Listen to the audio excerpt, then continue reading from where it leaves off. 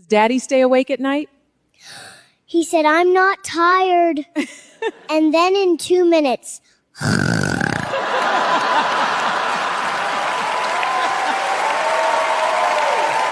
Stop and learn.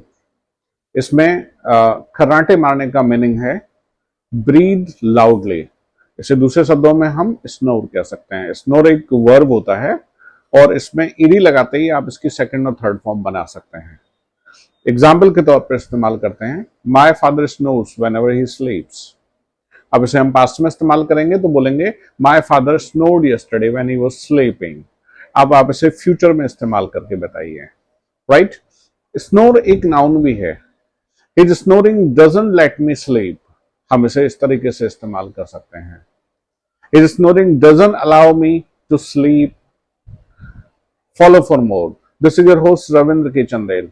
I have been teaching English for 26 years. Write the comment.